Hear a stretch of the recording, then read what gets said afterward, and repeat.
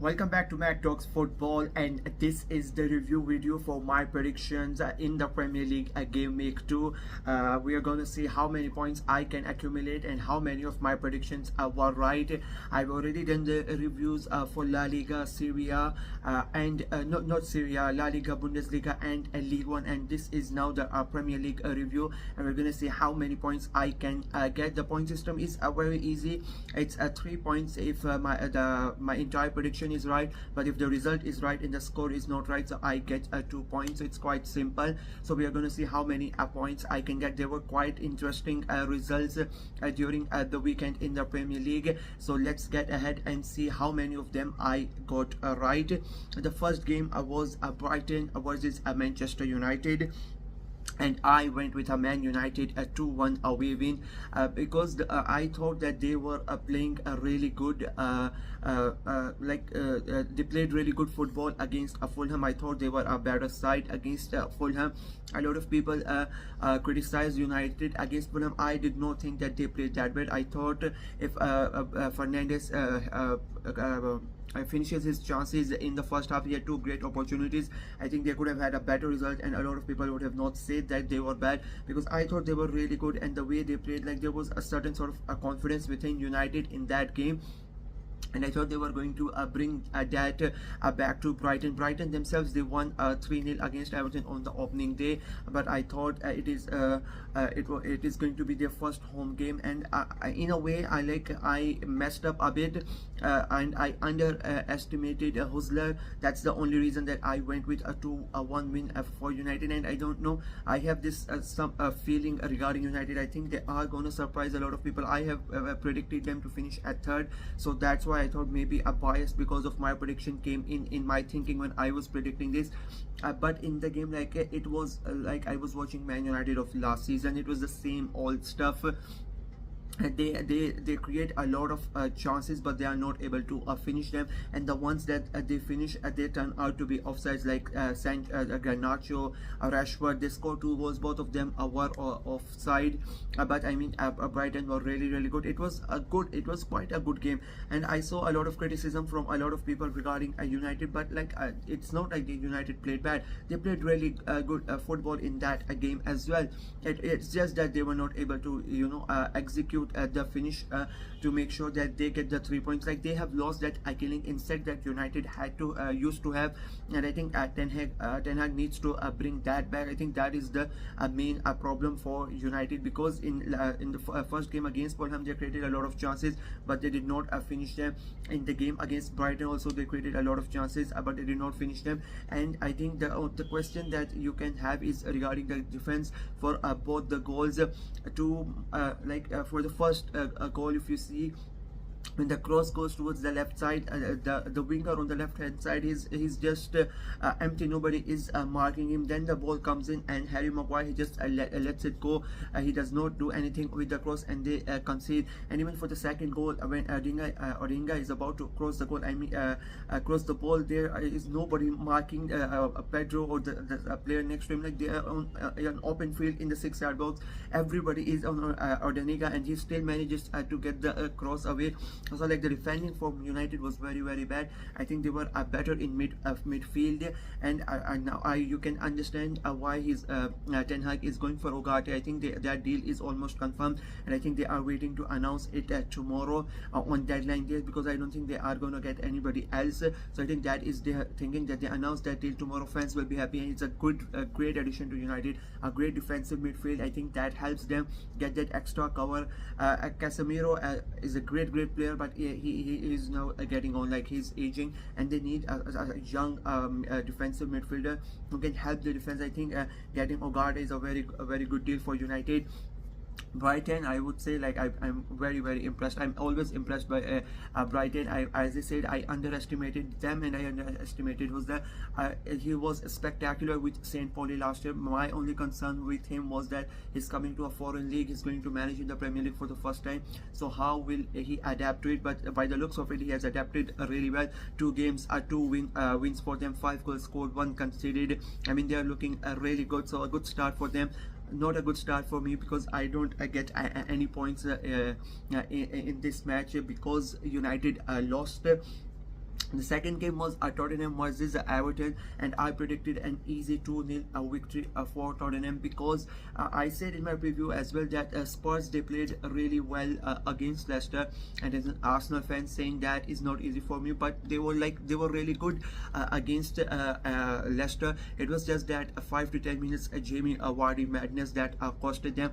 I think he scores that goals, and then he does his antics, and he riles up Spurs fans and players, and they lose their head. I mean, and that was the reason that they were not able to win that game, in my opinion. They created a lot of chances, but they were not able to finish them. I think Vardy got in their head, and they were not able to get out of that, and that was the reason they did not win that game.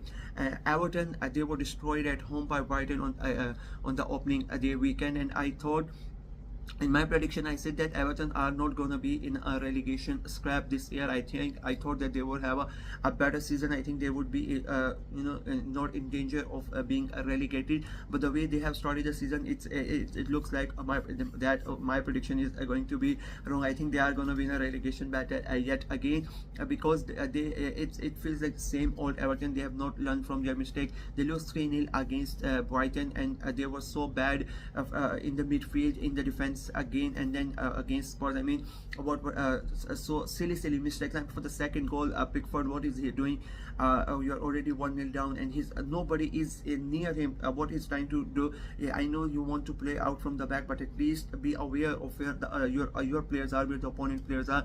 He gives away the ball, and they make it 2-0, and then a 3-0 and 4-0. I mean, it was very easy for Spurs. Great performance from Spurs, and I think they deserve to get that win. As I said, I think they were unfortunate against Leicester, but in this game I think they deserve to win, and they get that, or those important crucial 3 points, because like there are almost 8 to 9 clubs. The first 9 clubs are going to be very tough. I have said that it's like the top 2 versus Arsenal, Manchester City, and then from 3rd to 9th it's going to be very tough. There are so many teams, so every game matters, every single point matters. So you need to make sure that you don't lose silly points against these smaller teams like Spurs did already on opening day weekend. So it was necessary for them to get the win, and they did. I get 2 points in this game because I predicted Spurs to win. Of course, my score is not right, so that's why I only get the 2 points. The next game is Crystal Palace versus West Ham, and I went with a 2-1 West Ham win, and I thought that they would win this game. Crystal Palace, they lost to Brentford on the opening weekend, and West Ham, they lost to Aston Villa, but I think West Ham played really good against Villa. It was just Villa were quite better in that game, but West Ham are like one of my dark horses to finish in the top 6. I have said that they are going to finish in the 6th. I've loved their transfer business till now, and there are rumors of them signing a couple of more players on deadline day. So they have spent a lot of money, and the squad that they have built, I think it is looking really good, and they were really great in the game against Crystal Palace as well. I like, it was quite an entertaining game. Palace were not able to score as they came close about 2-3 times, but they were not able to convert them. He hits the post 1 times, and then Areola makes a couple of great saves. West Ham, on the other hand, they score they score 2 great goals, and the good thing for them is, like, in both the goals their new signings were involved. The first goal, Aaron Wan-Bissaka on the right hand side makes a great run, takes away the defense, crosses it in, and then they score. So scores the first goal, and for the second goal it's Max Skillman. He is the one who takes the ball forward and passes it to Jared Bowen, and Jared Bowen scores, and again it's a great goal from West Ham, and they looked really good. I get again 2 points in that game as well, so it's a good day for me till now. The next game was Southampton versus Nottingham Forest, and I went with a 1-1 draw in that game, because Nottingham Forest, they played a draw against Bournemouth, and Southampton lost to Newcastle in a game that I thought Southampton should have won against Newcastle, because they created a lot of chances, they just did not finish them. Nottingham and Bournemouth, they played out an entertaining draw in the in-game opening day weekend, so I thought that there was nothing much to differentiate between both of these teams, and I have Southampton as safe saved. I don't think they are going to get relegated, and I think Nottingham Forest are going to be relegated. I think both of them are going to be in a relegation battle. So these games are quite important for these teams, and it was quite an entertaining game, to be very honest with you. It was not like a snooze fest or anything. It was quite an open game, an end-to-end game, and Nottingham Forest, I get their chance and they scored the goal. I think it's a huge 3 points for Nottingham Forest. I know it's just match day 2, but I think in the context of the league and what is going to happen, like what everybody is predicted, both of these teams are going to be in a relegation battle. I think so. That is everybody's prediction. So to get points from one of your rivals in a relegation, I think it's a very, very important and a great win for them. The next game is Fulham versus Leicester City, and I went with a 3-1 Fulham win because I thought Fulham played really good against Manchester United. I thought that game at Old Trafford was very good, and Fulham were like they did not deserve to win that game, but I think they played really well, and I've been very impressed with their summer signings and the way they play. They have been I think Marco Silva is a really great manager, and I think they are going to have a great season. I think I have finished in them in the top 10. I think so, 10 or 11. That is like my prediction for Fulham. So I thought it was going to be very easy. I don't think Leicester are going to be creating any like it's not going to be a good season for Leicester. They have just come in from the championship, and I don't think their squad is that good enough, and the way they played against Spurs, it was not really good. I said in the Spurs review as well that it was just a 10-15 minutes Jamie Vardy madness that got them the point. Apart from that, Spurs were not really that good, and it was the same in this game as well. Like Fulham created a lot of chances. They looked really good to watch, the way they played football. I mean, it was quite good to watch and quite entertaining. Leicester, they did not really create anything. The goal they scored was from a corner from Wesley Faze. The only good thing from that was he was in my FPL, so I got points because of that. But apart from that, Leicester were not good. Fulham, they get 2 goals, and 2 former Arsenal boys in Emil Smith-Rowe, their new signings, his home debut, he scores the goal, and then Alexander Iwobi, he scores as well. So it was a good day for Fulham. They get the 3 points. I get the 2 points, and I would say again, Fulham are looking really, really good. Leicester, on the other hand, it is going to be a very tough season for them. Then it was Manchester City versus Ipswich Town. I think it was the easiest a game to predict this weekend. I went with a 4-0 Manchester City win, and like I am so for 5-10 minutes when Ipswich scored, I was very happy Ipswich scored against Manchester City. And even though at the back of your head, like you knew that City are gonna come back and they are gonna get the win, but at that time you felt excited and you hope that Ipswich can hold on to that lead, but it did not happen, and they just lost the game quite quickly in the space of like 5-7 minutes. They conceded 3 goals. When that happened, then it ruined me, that because if they would have lost 4-0, I could have gotten 3 points, but because they scored 1 goal, I only get 2 points in my prediction. I mean, there was nothing really special about this game. Everybody expected this type of a result. I mean, in the end, it is the Ipswich players would be happy that it is just 4. I mean, they started really good. You expected that it's their first game at the Etihad. They started really good. They played good football. They got the goal as well.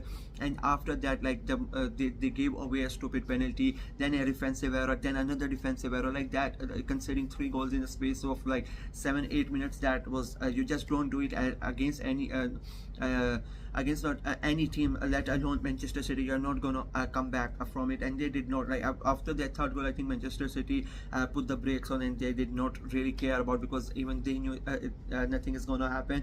So it was quite an easy win for them. The next game was Aston Villa versus Arsenal, and I went for a 2-1 Arsenal win. I'm an Arsenal fan. I said that maybe it's my Arsenal bias, but I think Arsenal are going to be able to win it, and they get the win against their bookie team, and they did. To be very honest, it was quite an interesting game, quite an entertaining game, a game that I thought was going to be tough, and it was a tough game, to be very honest. Villa played really good, and if not for Ollie Watkins forgetting where the goal is, we would have been in trouble. I mean, he misses an open net that you cannot forgive that. That is a grave error. How he missed that. I'm very thankful to him that he missed. Thank you very much, because we got the 3 points. But like that if that goal goes in, that changes the game completely. They don't score. They got a lot of chances. I think. I will give credit to Arsenal, even though they did not look that sharp in the first half, and they had to defend a lot. But I think that is why I am very impressed with Arsenal, because in years gone by we would have easily lost that game or drawn that game. So they kept their head, they kept the mentality in that game is getting better. They made sure that they don't concede, and then when they finally they got into the game, they started making their moves, and they go ahead and they get two goals. And I mean, I was really happy with the second goal, to be very honest with you, Party, because they kept booing him throughout the game because of one tackle early on. They kept on booing him. He scores the goal, and it was an Emi Martinez mistake, so that's like an icing on the cake, because he has said stuff about Arsenal. He keeps on saying like, you have left the club, move on. But he is like a toxic ex at the moment for Arsenal. So it was very nice to see him being at fault for the second goal. So it was good. We get the 3 points. I get the 2 points. A great result overall. Then it was a Bournemouth versus Newcastle, and I went with a 2-1 Newcastle win. I thought it was going to be a close game, and I thought it was going to be a very interesting game, but I thought Newcastle might just edge it, but they did not, because as I said, like, it was quite a tough game and an entertaining game. It was an end-to-end stuff, and I think Bournemouth getting the lead was very good. They deserved to get the lead, and then they defended really well. And when Newcastle scored the goal, then the game became even more interesting, and I think that shows how how good a Bournemouth can be, because they were playing very good football. They were trying to create chances, but when they had to defend, and they had to defend a lot in the last 15-20 minutes, because Newcastle kept on piling the pressure, kept on creating the chances, but Bournemouth were up for it. And it was a very good match, even though the last 15-20 minutes were one-sided, but it was like a chess game. Newcastle are attacking and Bournemouth are defending. Attack comes in and they repel the attack. It was quite fun to watch, and I think it was a fair result.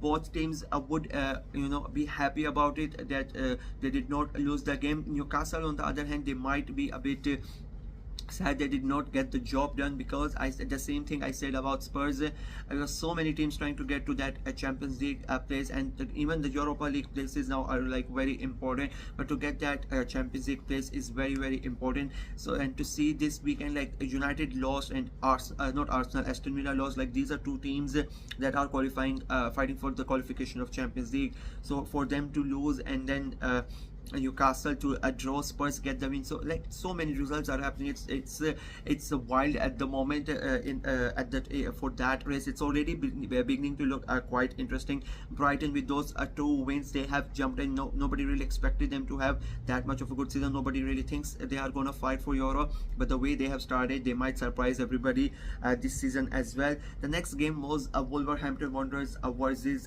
Chelsea, and I mean, wow, what a game that was. I went with a 1-1 draw, because I thought Wolves, they were not really good at Arsenal on the opening day. Chelsea, they lost to Manchester City, and I thought Wolves being at home, it gives them sort of an advantage. They are going to be a bit better. They are going to be up for it. Donato was coming back, so the fans were going to be up for it. And I mean, if you look at that first half, my prediction was going very well. It was quite a fun game, quite an entertaining game, 2-2, and like Wolves were the team that looked better than Chelsea. And going into the second half, nobody expected that the scoreline would change so dramatically. But then the second half comes in. I don't know what happened in at halftime, that Wolves lost their heads and they forgot how to defend.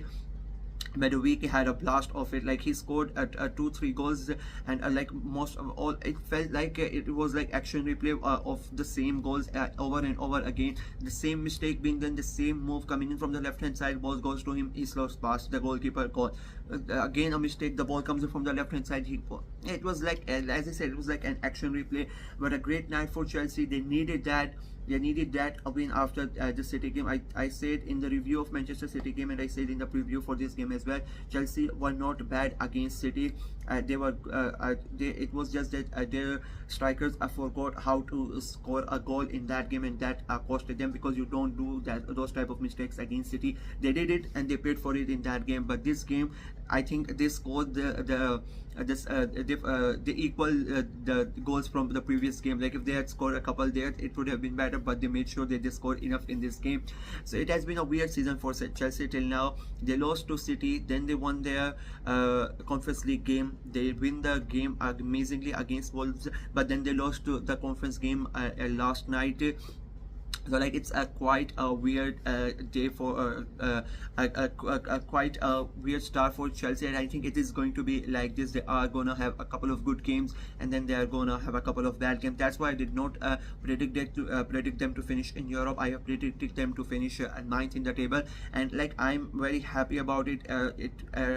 Because I think it is going to be like this. It is Maresca's first season. It is going to take time for him, and it is going to take time for the players to adjust to his style. So it will be quite an interesting year for Chelsea. I just hope that the owner gives him the time, because I think he's the right guy to bring Chelsea back into the European contention, back to challenge for the title, and of the fans to give him time as well, which they unfortunately did not give to Pochettino because of his history with Spurs. I think that was a very stupid thing to do from the Chelsea fans, but let's hope they give Maresca enough time to help them get back, because if they sack him and another manager comes in, that's another rebuilding phase. So it will be like it's what's happening at Chelsea is quite weird, but I think this time they have gotten the right guy. They just need to give him the time, to be very honest with you. And the last game of the weekend was Liverpool versus Brentford, and I don't know why. I am like in hindsight it makes me look quite stupid, but I went for a 2-all draw between Liverpool and Brentford. I thought Brentford were really good on match day 1, and they defeated Crystal Palace, and I thought Liverpool were good against Ipswich, and I thought it was and I should have like had this in mind, that it is Ancelot's first game at Anfield, and I went the other way. I thought the pressure would be too much for him and the players, and the way Brentford played on match day 1, I think that was the only reason that I went with a draw. I said in the interview that it could easily be a very easy Liverpool win, and that it was like Liverpool were really good on that day. They took their chances, they played a great football. It did not look like that Klopp had left. I think that is the biggest compliment a Slot can get at the moment, that it does not feel like Klopp had left. They were really good, spectacular performance from Liverpool. They get the 3 points, they played really good. And Brentford, I'm a bit disappointed that they did not really challenge Liverpool, because you know Brentford can do that. I think they are gonna have a better season as compared to last year. So for them to just lay down against Liverpool, it was not a good side, to be very honest with you. It was not a good game if you are a Brentford fan, even if you are neutral, like, because it was quite one-sided, and Liverpool deservedly won the game, to be very honest with you. And with that, my review for the prediction of match day 2 for the Premier League finishes. You are gonna see my points here. I think I got about 12 to 14 if I'm not wrong. If I get less than 15, I think it's going to be a very bad week. I think because I got less than 15 last week as well, so it's not looking good at the moment. I'm not really sure. I think I got 16, 17 or 13, 14 because I forgot the calculation in the last 2-3 games. So you will see, it will be on the screen for sure, and then we are going to calculate for the 2 weeks, so we're going to see the total as well. I would like for you guys to play along as well for in the next week's game prediction. I'm going to make sure the videos are getting dropped before the game starts, so you guys can comment below your prediction, and you can see how many points you get at the end of the weekend, and we'll see who gets more points. That is it from me. It is deadline day tomorrow. It is going to be a lot of videos coming in. I think this video is going to come tomorrow as well, because it is only almost like past midnight here, and I need to get some sleep, because tomorrow is going to be a lot of work. A lot of videos are going to come out. So it will be quite an interesting game, and I think until the Monday a lot of videos are going to come, a lot of content coming from the channel. So that is it from me. Like the video, share it as well, click on the notification bell, and of course subscribe to the channel. As I said, a lot of content is going to come, so make sure you don't miss out on that. And we are trying to get to 300 subs before the end of September. We have passed the 150 mark, so we are trying to achieve our target. So it will be quite helpful if you can just subscribe to the channel and grow the channel quite quickly. Until next time, bye bye.